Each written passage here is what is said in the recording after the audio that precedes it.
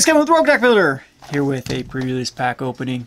Let's see what we can do. I'm gonna attempt to build a quick deck with this, just to kind of theory craft with it. I think we've all played this enough on Arena already that this set's old by the time it even hits the LGS. But our pre-release is tomorrow. If you're in the area, you can come and join us for pre-release for Friday, Saturday, and Sunday. Times are on our Facebook page. Doubt any of you are local though. If you are though, we'd love to have you. Anyway, here we go with the opening of the Forgotten Realms. So Treasure Chest. Treasure Chest is a promo. This one's actually not that bad as a card because it's very versatile. Yeah, it works with it, you know, of course, the rolling strategies.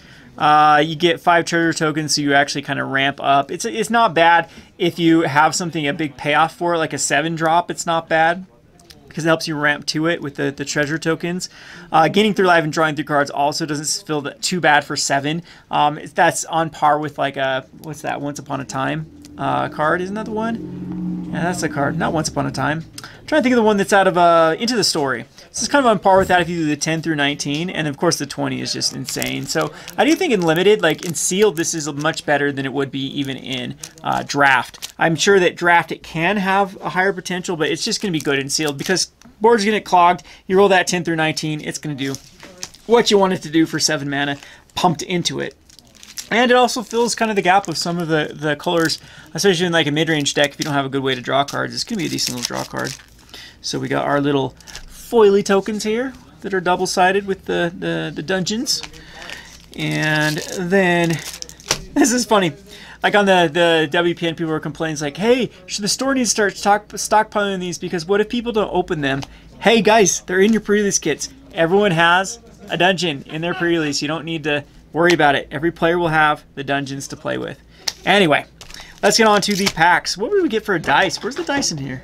So we got the blue spin down for the dice. So these are actually not spin down, sorry. These are randomized dice for these D&D dice. So they are not spin down. So not good for your life counter, but they do give you a dice to roll.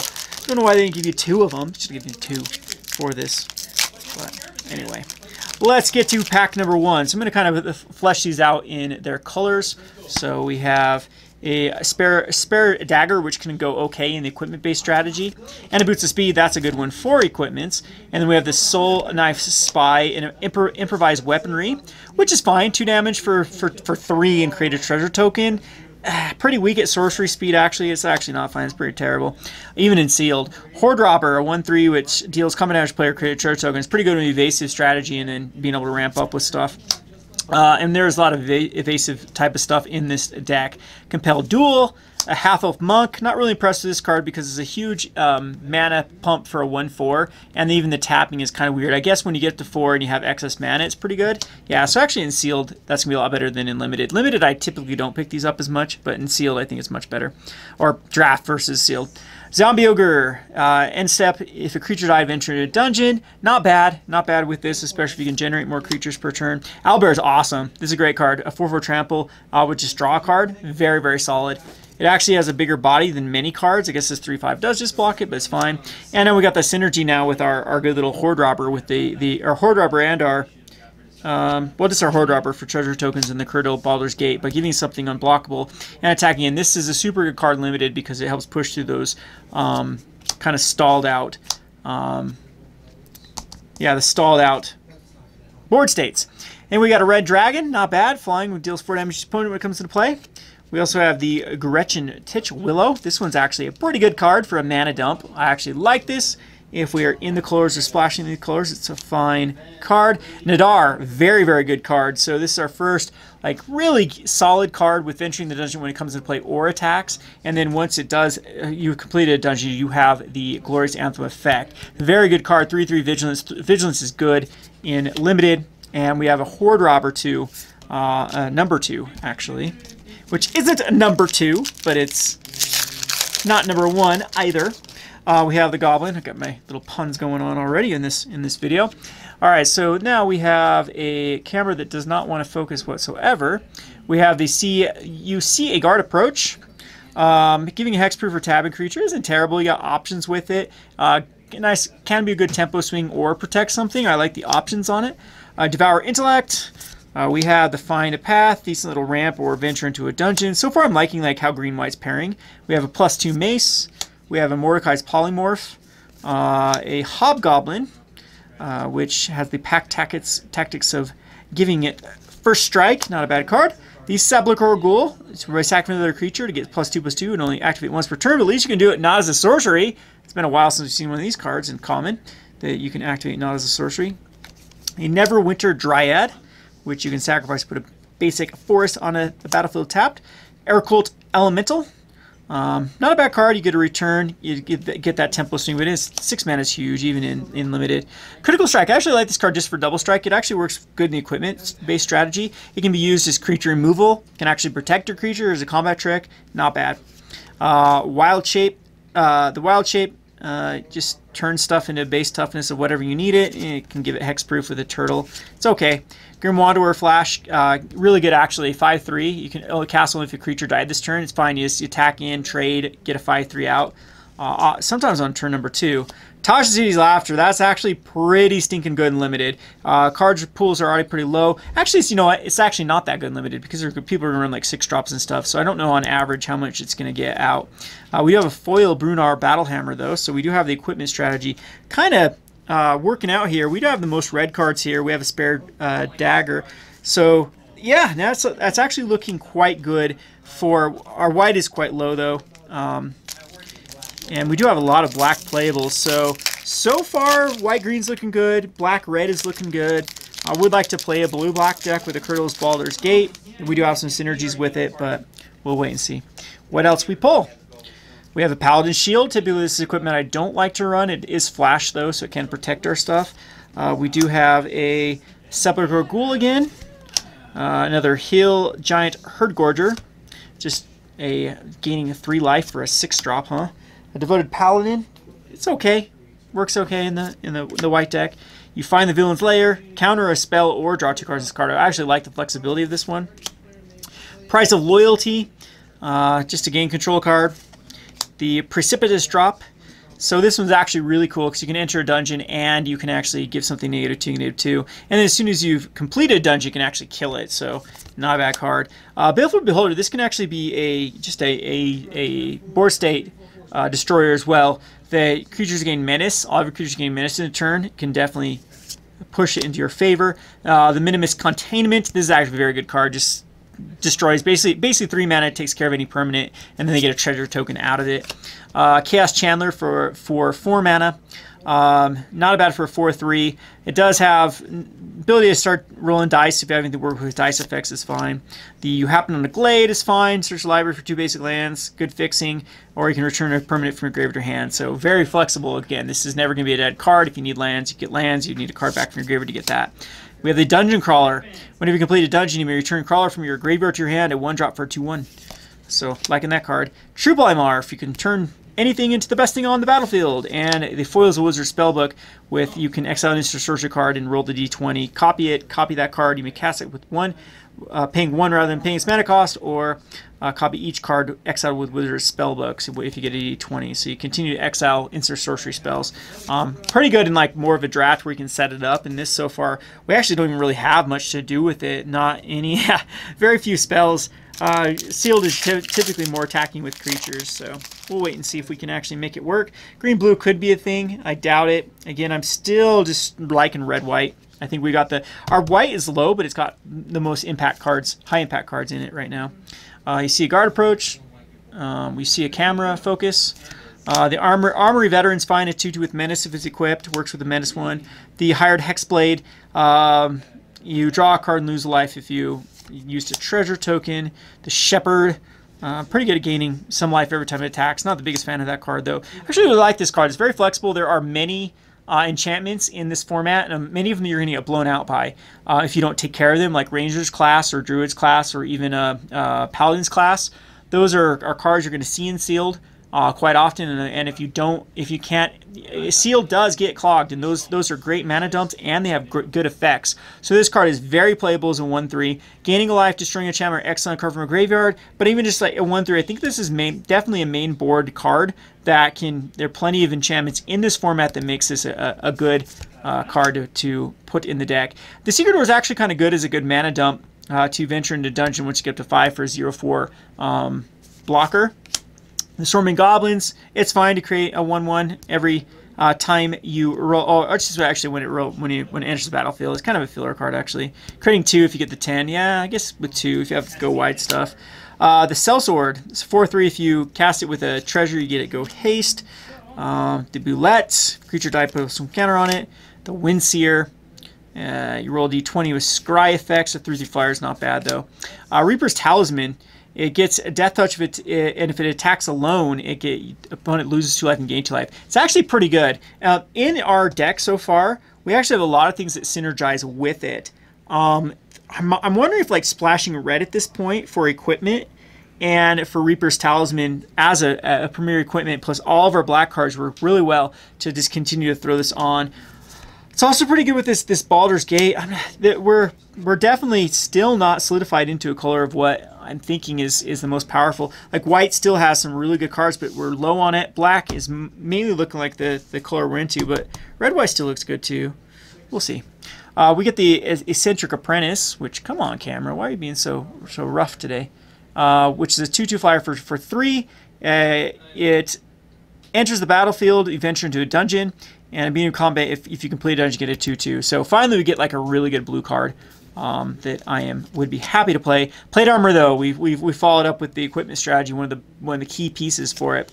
And then we also have the Oswald Fiddlebender, which can actually go get us our key pieces with artifacts. So it's actually good if we have artifacts we want to sack to get better ones. I'm not sure again if it's actually working in a sealed, but it is just a bear. So bear's fine to run in sealed, and then yeah, it's fine to actually upgrade your artifacts into better artifacts. So if you have something you can get like a premier artifact that's actually really good, like sacrificing a treasure token to get a Reaper's Talisman, for example. That's something that could easily be done. Let's see here with our next one. We have a Great Axe, and goes with the equipment strategy. We have a Potion of Healing, goes with a cantrip. That's pretty good too. Speaking of sacrificing artifacts, so now we have a synergy with the Oswald. A Shortcut Seeker. Pretty good to give unblockable again. We have that unblockable kind of strategy. An Armory Veteran. The Hired Hexblade. So nice little bear, and you can draw cards if you happen to have a treasure. Another Dawnbringer Cleric. Evolving Wilds. Charm to Sleep. Mimic's it's fine. It's not the best card out there, but it does allow you to ramp up. Another Chaos Chandler. Happen on a Glade. Dungeon Crawler, another one. Man, our black is looking super, super good. And we have the UT Malison. Can't be blocked as long as attacking alone, and when it deals combat damage to you adventure. Man, I'm really liking black-blue. I think that is I think that the thing is, like, we could go black-white or black-blue.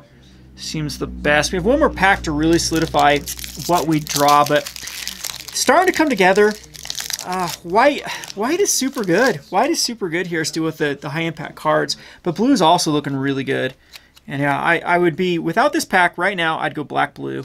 Black-blue, we have the most cards playable. Green is absolutely terrible. Our green is just very trash at this point. Our red's very lackluster as well. So like black, it's gonna be black at this point. So looking for some good white cards to really solidify. There's a Paladin Shield. That's not what we're looking for. The Delver Storage is fine. 1/1, and whenever a creature attacks, you venture into a dungeon. That's actually one of the premier equipments. So now it's really wanting me to go in equipments. Splashing red, though, for the Brunar, that's not bad. That is not bad whatsoever. It gives our ability for our little guys to get bigger and really push through. We have the Arcane Investigator. 2/1's fine. You can start rolling d20s later on in the game. Come on Null Camp is fine because it gives something +3/+1 for 2 mana, or giving 2 creatures not being able to block for 2 mana is also good. The Herald of Hadar is fine as a mana dump later on, but it's a 4/4 for 5, which isn't the best. Ranger's Longbow. Your Ambush on the Road is fine. It's a way you can protect creatures. Love the Priest and Ancient Lore. That's a good pickup. The Prowler. Choose your weapon. Good at doubling stuff. Battle Cry, oh man, now it really wants me to go in red. That's one of the better cards in Limited. The Demogorgon's Clutches, it's fine as a filler card. And last but not least is the Book of Vile Darkness, which we did not want to see because it's very, very tough to make it work. We don't have the other pieces that allow us to like deal damage to ourselves to start getting 2/2s. So it's definitely something we can do. We do have another True Polymorph, but another card that's very filler. So looking at like each of the highlights from each of the colors. Let's start with red. The Battlecry Gauntlet's good. Of course, the Bruno Battle Hammer, I think we do have enough equipments to make it work. That's fine. A couple of these fillers are fine. We got some Armory Veterans. I think we have 3 of them, of the Armory Veterans. Nope, we end up with 2 of them. We get an equipment in the form of the Boots of Speed, which is good. But all in all, it's pretty lackluster. Red Dragon's fine, of course. And the Hobgoblin Captain's fine too because you can get it equipped and then it just gains first strike itself. But yeah, it is kind of rough with our red. So red, I would say, green is absolutely not getting us there. We have a lack of playable creatures to begin with, like very few. This is funny because usually it's green always has the amount of creatures, but we're just doing nothing with this amount of creatures in green. Yeah, green we can definitely set aside and not go green. So that gets this green blue. I guess we could splash if we wanted to. I don't think there's anything worthwhile splashing out of there. We do have a nice black blue that's setting up. First of all, our white is just really, really solid. We have the Priest of the Ancient Lore. We have the Delver's Torch, which is actually very, very good equipment. We have the Clerics that I'm telling you, don't underestimate these because the cards you're going to get blown out with sealed oftentimes are going to be enchantments. Potion of Healing is good synergy with their Oswald Fiddlebender to then go get a Plate Armor. So we have that little combo that's setting up. We have very playables in the Dunmer Cleric. We have one of this Minimus Containments, which is fine. It enchants a permanent. It becomes a treasure. And so that's a good card. But again, we have a lot of lack of playables from white. We do have this with the Half-Elf Monk and then Not Our Selfless Paladin. Like, this is a super, super good combo that is starting to run here with these guys venturing into dungeons. And our black cards coming back when we venture into dungeons.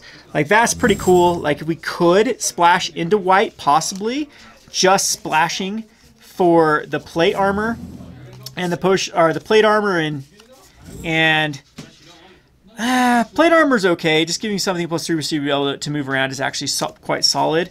But really, it would be the Nadar Selfless Paladin would be the card we want to kind of move around. But I think what we're really, really starting to see is it is going to be within these black-blue. We have the most playables with it. Like, black is solid. Black is super solid in this one. We have, as far as we have a Dungeon Crawler ×2. We have a... Like, even the Sepulchre Ghouls start to work with it, and working with creatures even dying too. We had a couple cards that worked with that, but the Sepulchre Ghouls, they're fine with these Dungeon Crawlers. Even the Horde Robbers too, with creating treasure tokens, is fine. Maybe it's just splashing blue for this Baldur's Gate now. I'm thinking might be the right call. So now I'm looking at the black. We actually don't have... We don't have the most insane black ones. A lot of the Hired Hexblades are fine. They're just 2/2s for 2. They do have some synergies, Horde Robbers. Like, we're really going low to the ground here. And that works really well with this Curdle's Baldur's Gate. It does work good with our Baleful Beholder and a few of these other cards too. This Grim Wanderer is perfect with our Sepulchre Ghoul is even its way to sacrifice to get there. Zombie, yeah, the Zombie Ogre. We have a nice little synergy there with completing dungeons. So black is definitely on the list here of what one we're playing. So I'd have to choose between white and with blue. Filler, very good, extremely good card with venturing into dungeons.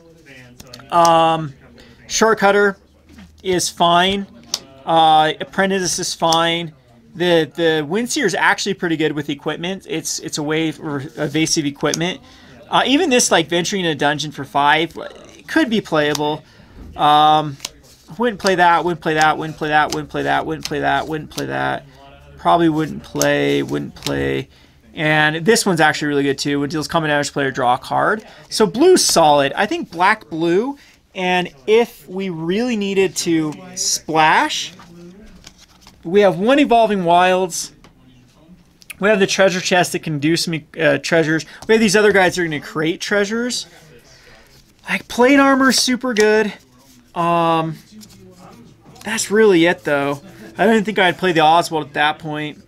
So actually, I think it'd be black blue, and I don't think I'd dilute it by putting in the white. I don't think it's quite enough for the Nadar Selfless Paladin. Maybe it is though, because it's still the dungeon route. Because we have the Priest of the Lore, that works good, and the Containment.